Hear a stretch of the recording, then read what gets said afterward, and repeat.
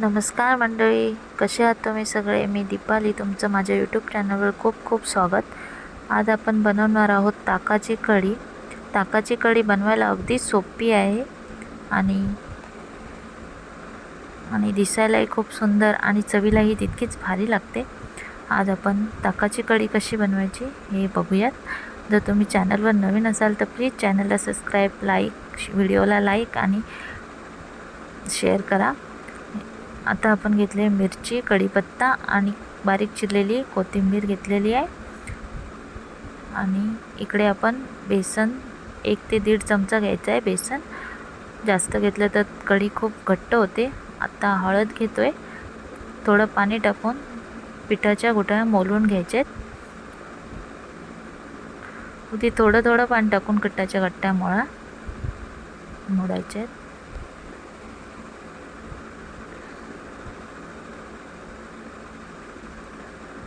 चांगलं मिक्स करून घ्यायचं आहे अशा प्रकारे.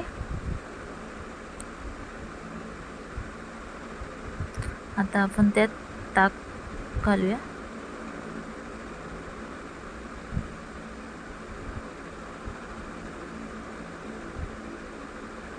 हे बघा, आता आपण यात ताक मिक्स करतोय.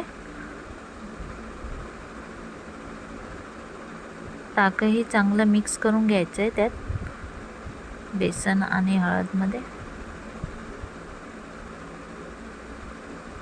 आता आपण फोडणीसाठी टोप गॅसवर ठेवला आहे.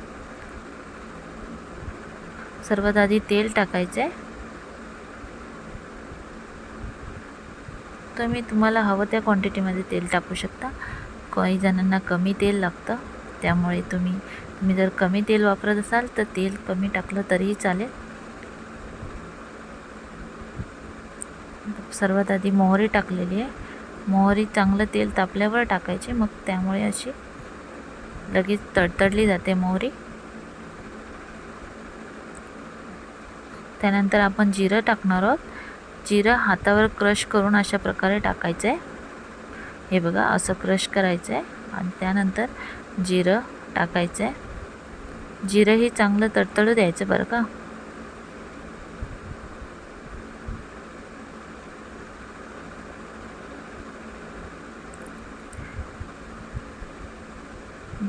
आता हिंग टाकलं आहे आम्ही. थोडासा हिंग टाकायचा. मिरची टाकली आहे. आता जरा ढवळून घ्यायचं आहे.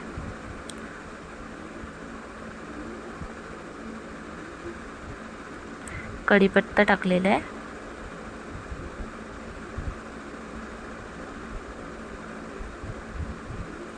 आता कढी टाकून ढवळून घ्यायचं आहे.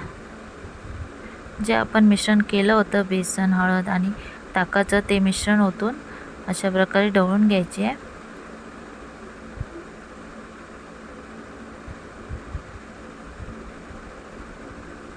आता चवीनुसार मीठ घालतोय. वरून कोथिंबीर टाकलेली आहे. कढीला जास्त उकळ नाही यायला द्यायची. जर हलकीशी उकळ आली, एक उकळ आली की बंद करायचं. हे बघा, अशी हलकीशी उकळ यायला लागली की बंद करायचं आहे गॅस. हे बघा, आता आपली कढी तयार आहे. तुम्ही घरी करून पहा. तुम्हाला ही कशी लागते कमेंट करून नक्की सांगा. तोपर्यंत बाय बाय.